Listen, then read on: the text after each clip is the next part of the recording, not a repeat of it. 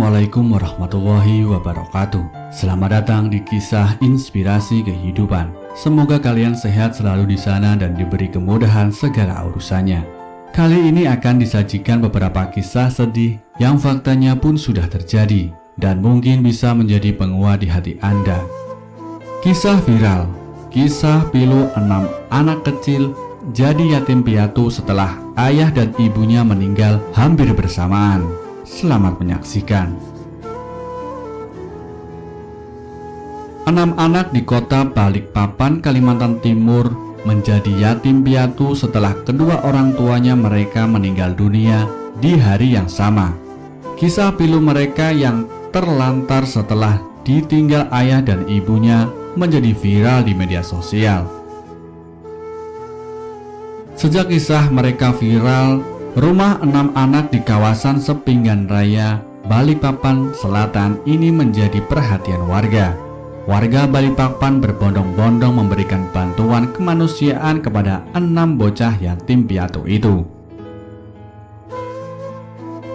Warga merasa iba dan tergerak hatinya melihat kondisi 6 anak yang kehilangan orang tuanya itu di saat mereka masih kecil-kecil dan sangat membutuhkan kasih sayang orang tuanya. Anak tertua bernama Ali Maryadi, masih duduk di kelas 3 sekolah dasar. Anak kedua bernama Alika Mardani, pelajar kelas 1 SD. Kemudian anak yang ketiga bernama Alifa Alvira Mardani yang masih berusia 6 tahun. 3 saudara mereka lainnya masing-masing yaitu Aldo Lila Mardani berusia 4 tahun, Dira Naura Mardani berusia 2 tahun, dan si anak bungsu yang masih bayi bernama Safayanti Bulan Mardani yang baru berusia 1 bulan 6 hari. Keenam saudara kandung ini hidup terlantar sejak kepergian orang tua mereka untuk selama-lamanya pada hari Minggu 23 Februari 2020 yang lalu. Keduanya menghembuskan nafas hampir bersamaan waktunya. Sang ibu Siti Hardianti OD 26 tahun lebih dulu meninggal. Lalu disusul sang ayah yaitu Yahya Hardani 33 tahun 6 jam kemudian. Saat ini keenam anak yatim piatu itu dirawat oleh kakek dan neneknya, Mustafa 53 tahun dan Waode Rusdiana 48 tahun, orang tua dari sang ibu. Namun 6 bocah malang ini juga meski hidup dengan kondisi kekurangan. Sang nenek Waode Rusdiana menjelaskan kedua orang tua cucu mereka meninggal dunia lantaran mengalami hipertensi atau tekanan darah tinggi. Putrinya Siti Haryanti meninggal lebih dahulu pasca melahirkan si bungsu. Korban terus mengalami tekanan darah tinggi hingga puncaknya hampir dilarikan ke rumah sakit dan meninggal dunia. Kepergian Siti disusul oleh sang suami yang juga meninggal akibat hipertensi.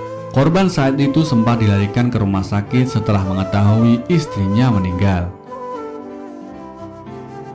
Waode Rusdiana mengatakan akan berusaha sekuat tenaga merawat ke-6 cucunya. Dia berpegang teguh pada pesan sang putri saat masih hidup. Siti Hardianti OD pernah mengatakan jika terjadi sesuatu pada dirinya, ke-6 anak itu harus dirawat oleh sang ibu, sesulit apapun kondisinya. Anak saya itu pernah berpesan, bila mana terjadi apa-apa pada saya, Mak, anak saya tolong dipelihara bagus-bagus. Jangan dikasihkan ke orang, atau kalau ada orang-orang panti yang meminta atau keluarga dari manapun, termasuk dari pihak suami, walaupun keluarga dekat, jangan. Saya mohon Mama aja yang rawat, kata Waode Rusdiana menyebutkan pesan putrinya. Waode Rusdiana juga dipesankan jika memang tidak sanggup menghidupi ke-6 anaknya, tidak perlu khawatir. Siti meminta ibunya lebih baik meminta tolong kepada tetangga karena pasti ada yang mengulurkan tangan membantu. Kalau Mama tidak sanggup kasih makan anak saya, minta tolong kepada tetangga. Tidak mungkin tidak ada yang membantu memberikan beras. Insya Allah pasti ada yang membantu. Nanti anak saya yang membawa jalan yang lurus ke mama, katanya.